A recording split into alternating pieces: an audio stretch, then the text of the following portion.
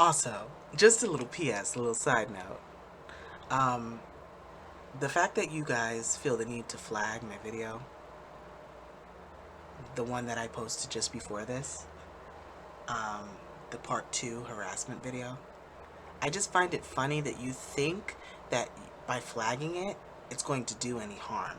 It didn't do any harm to me, sweetie. They just age restricted it. That's all. But little kids are not who I'm worried about seeing it. It's grown men that think that they are worth a damn. But anyways, just had to add that in there. Oh, and also, it doesn't let me see the full response. Whatever you're responding, however you're responding to me, it's not letting me see your responses. If you can, hold on, if you can see that, your stuff doesn't pop up. It only pops up in my notifications. So when you comment on it, YouTube automatically deletes your comments because you guys have all been blocked from my channel and reported. So there's no point to even leave a comment because I'm only going to see it in my notification tab, and that's it. That's the only way I get to see it because YouTube deletes it before I even get a chance to respond. So you guys should just move on.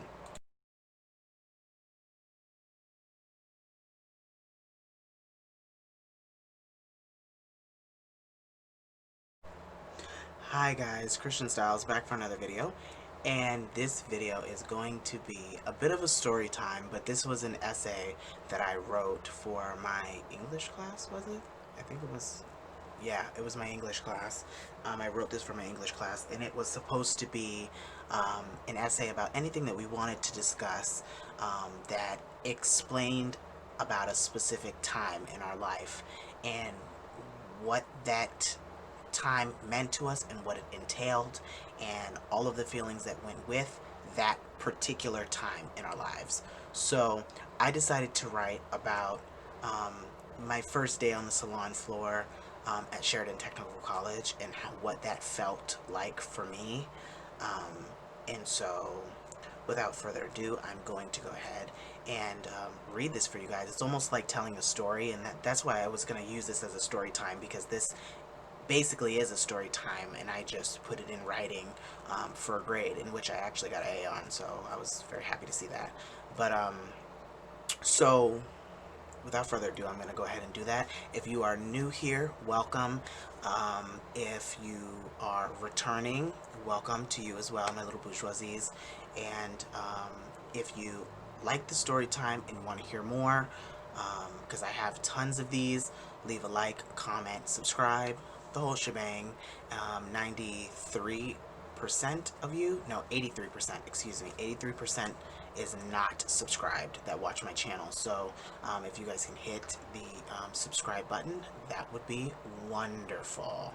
And I found out from my analytics page that most of you guys are male, which surprised me. But anyways, moving on.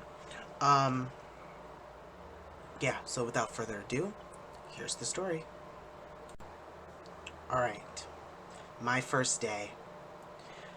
It was our first day on the salon floor, and my stomach was in knots. With weeks of training in advance, you'd think that I would have been prepared. Well, I wasn't. Plain and simple. And as I walked into the salon, our instructor took her seat at the shared desk space where instructors sit and observe their class. It was my turn to pick my seat, or station in this case. So I looked around the room for for a station that would fit my fancy. To the back of the salon I rushed, just to be quickly prompted that we could not sit there. In my head I thought, she wants us up close and personal, huh? Because we were the new kids. As I promptly returned to my designated area for all the newcomers, I was met with an even harder challenge, with only about eight stations to choose from. Going from 30 to 8, which one should I choose now? Is the seat I picked today permanent? Who will I sit by? I thought to myself. Mrs. Salon called the class to order, and we quickly all gathered around. She began to tell us in detail what she expected from us that day and why we shouldn't be afraid or nervous. That this is our first day of the rest of our careers.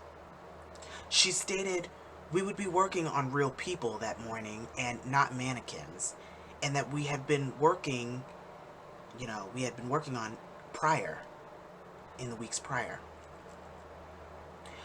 My heart quickly sank to my stomach as I started to feel physically and mentally ill all at the same time. With a bunch of thoughts of failure racing through my mind and the overwhelming feeling of my work not being liked or accepted due to my very old school approach to things, I took a deep breath and I continued to listen as she went on to explain the way we check in and check out for the clients and where the clients exit and how they enter. She continued and she gave us students the rundown on how we should clock in and clock out on salon days, which was the same procedure for when we came to school on a classroom day, so nothing new there. I found my mind going elsewhere during this 10-minute lecture. Class started at 7 a.m. and the grace period was 7:15. If you had been running late, but not too late, she was quick to lock you out upon too late of an arrival to class. I started thinking about how I would barely miss the cutoff, but only on salon days. My fear was so bad that the fact that I would consider sabotaging my perfect attendance and reputation, also that I wouldn't have to face any human clients, were ridiculous. We only had salon days 2 days a week and 1 classroom day for a total of 3 on-campus days. I tried reasoning with myself. Am I really that much of a coward that I can't be in here and handle my business for 2 days a week? That's it, just 2 days. The shock was going from 3 days a week in the classroom for a month or two down to 1 day in the classroom.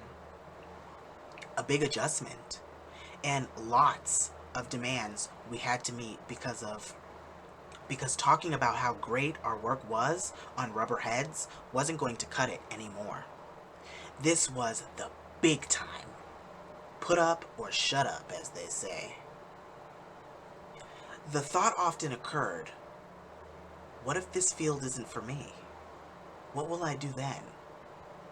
If I fail, that's the end of a dream career that I hadn't even started yet. What scary thoughts to be considering, huh? Salon then let us out for break. Yes, break after finishing her instructions and expectations. It had been 2 till 8. And that was our break time because the salon opened at 8:30 a.m. I guess that gives the clients enough time to arrive. We went to eat breakfast, and with a very strict 30-minute rule. She explained to us for the last 2 minutes, if we weren't back by 8:30 on the dot, there would be consequences. With no one in the room that misunderstood, we quickly clocked out and darted for the cafeteria with our Starbucks in hand from our early morning call time. I'm guessing the coffee wasn't cutting it either because I felt the wind of 8 Sonic the Hedgehogs fly past me with great purpose. As I got to the cafeteria, I tend to stay by myself everywhere I go, so this time was no different. I walked through the hot food line to see what they had been selling for breakfast that morning. I was never picky about my food, but I was picky with the money in my wallet. For I had a strict college budget that only became the college budget early that year. I was always frugal, like Ebenezer Scrooge, frugal. I would give a penny to the homeless. I loved the almighty green dollar and had no shame in my game. I would never ask anyone for anything, not even if I truly needed it.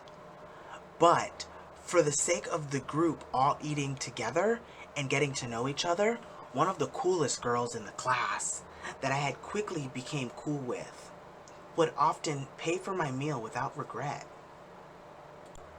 Now, I don't know anyone that would turn down a free meal, so I quickly accepted. And then I got the food I wanted, but wouldn't pay for it out of my own pocket to eat that morning. As we all sat and chatted, we quickly continued to see each other's differences and who was compatible and who wasn't. Some of us were so different, it was like trying to sync an Xbox controller to a PlayStation 4. Just wasn't possible for most of us to get along. We all came from different walks of life with very different beliefs, no doubt. From 8 to 8:30 felt like 3 minutes because I was still nervous and practically shaking about what was to come.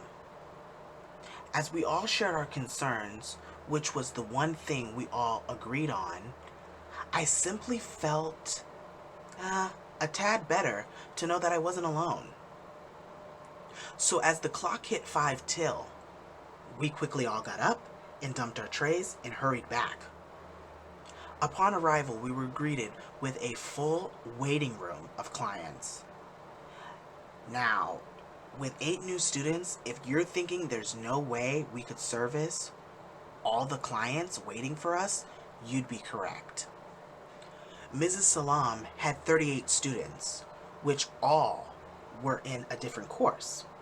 The courses were separated by level of difficulty, from course 1, which was us, to course 5, which were the soon-to-be graduates.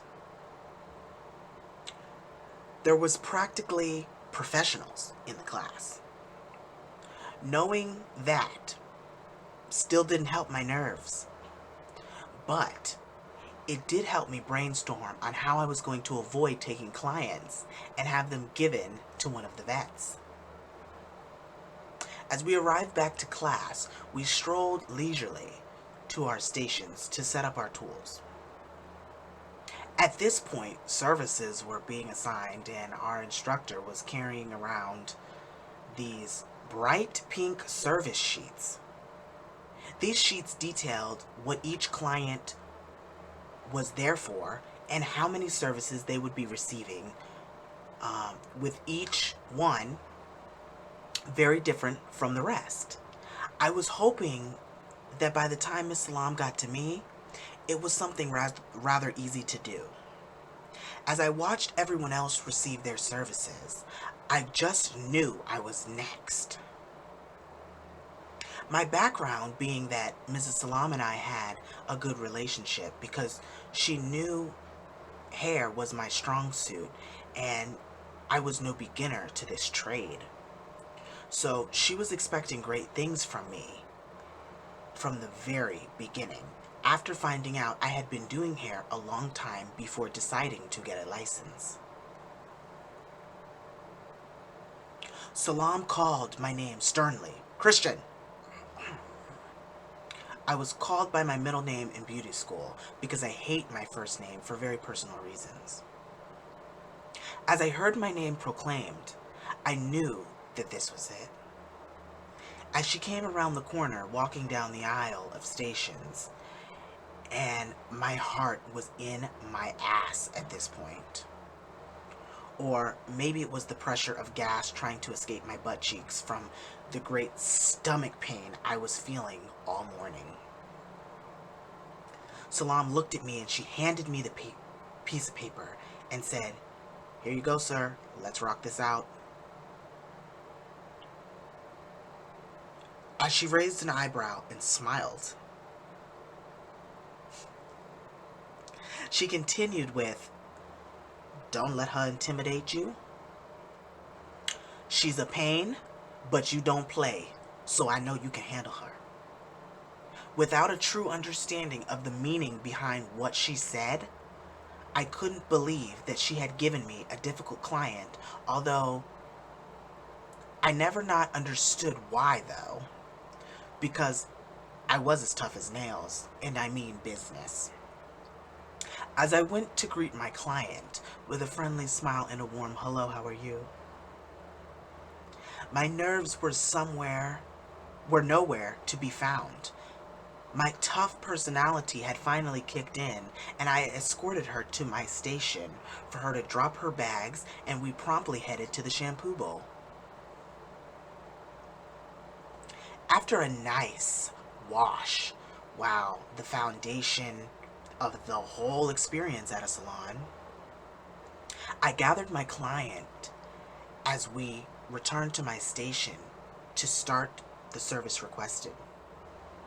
As I reviewed my client's service sheet, it said wash, blow dry, style. No hesitation, I began to detangle my client's hair from tip to root. I combed, or tried to comb through, what looked to be hair that hadn't been combed in several years. I had a very gentle approach, but the work always got done. I was more concerned about hurting the client because I know what it's like to have a stylist not take it easy on your hair. That is clearly in its worst state. Having long hair myself, I understand what a client would be feeling. So to reduce that, I section by section, and I didn't just rake the comb through the head. Rake in a rough manner. Things seemed to be going well until we got to the sectioning of the hair portion before the blow dry. As I stated, to section the hair as you're supposed to, using the back end of a rat tail comb to create clean and precise partings and clipping the rest out of the way, the client had the audacity to tell me I was doing so incorrectly.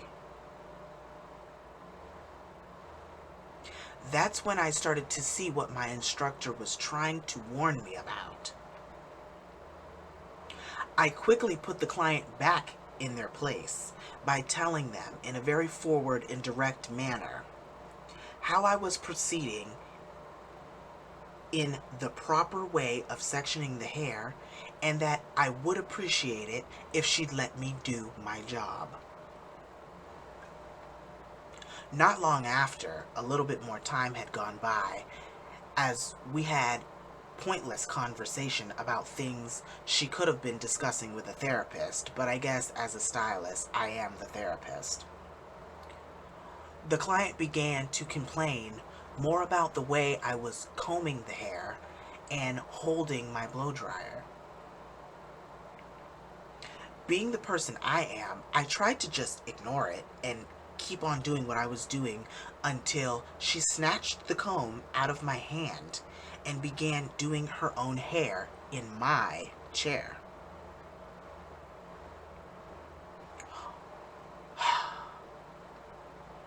All I could think was, this bitch got the wrong one. Did she really just do that? At this moment, I knew shit was about to hit the fan. And I turned off the blow dryer and I slammed it down. And I turned the chair all the way around so that she and I were face to face. And I shouted, "If you could do it on your own, you wouldn't be here, correct?" As I stated that very loudly, the clients froze and then quickly tried to spit a comeback of some sort while stuttering aimlessly as she totally was shocked by my reaction because she believed she could continue to give the students there a hard time. Well, not while I'm enrolled here. As I continued and stated, the way you walked in here is not the way I want you to exit. But if you want to do your own hair, by all means necessary, you are free to continue to jack up your own hair. I heard the footsteps of Mrs. Salon's high-heeled shoes quickly approaching. I snatched my comb back out of the client's hand upon my instructor's arrival on scene. As Salon wasn't stunned by my response, I then went on to tell Miss Salon from the beginning to end how my frustration came to be. By no shock to me, she wasn't surprised by what I told her, as she looked at the client and said, "I believe you have met your match. Match made in heaven, because you think that you can come in here and bully my students because they are beginners. Well, I knew to pair you with someone like him that I knew wasn't going to take your crap." As she said that, my face fell. The truth has come out. Now, it was no secret that she chose me for a specific reason, but her knowing that the client would be her typical self and that I would snap, I found her all the more clever. I may not have been proud of the scene I created, but I really hurt and felt as if I wasn't good enough in that moment. And because of that, with much rage, I looked back at the client and demanded loud and proud that she get it up and get it the fuck out of my chair. Salam smiled at me, and then a tiny chuckle was heard as she began to lay into the client once more. "I will not have you making my students feel uncomfortable any longer. In fact, I don't ever want to see you on my lab floor again. You are free to come on the days where my classes aren't in here." The client took the clips out of her head and tossed them with disgust, and with half a blow-dried head, she left. Mrs. Salam quickly had the students stop their services and gather around for what she thought would have been a teachable moment, saying that what I just did was 100% okay to do if you feel disrespected and or belittled in any way by the clients that have come to a school to get their services at $5 because they cannot afford the regular salon prices elsewhere. As she explained the origin behind why clients feel that they can treat us students as if we are less than, she told us it will not be tolerated by her, and she proudly stated she will lose her job before letting any of those low-paying, no-hair-having ass clients damage our self-worth or our confidence moving forward. Now, what happened in the long run, I bet is what you're wondering. Did we ever encounter her again? We did. We sure did. But this time, we believed that she had learned her lesson. The next time she came, she was purposely assigned to me once more, and I was able to actually finish my service this time. And she had been overjoyed with the results that she received. Never got an apology, but that's alright. Sometimes the satisfaction of sticking it to the man is all you need. She continued to come, and I continued to service her. And although no relationship was developed, my portfolio was increasing, and I was getting my grade. And in the grand scheme of things, that's all that really mattered to me. So that was the story of my first day on the salon floor at Sheridan Technical College in Hollywood, Florida. So I hope you guys liked that. If you guys did like it and want to hear more of my assignments and my written pieces, they are true stories and very personal pieces. Hit the like button. Don't forget to comment and tell me what you thought about it. And of course, subscribe if you're not already subscribed. And stay perfectly imperfect. And I'll see you guys in the next one. Bye, guys.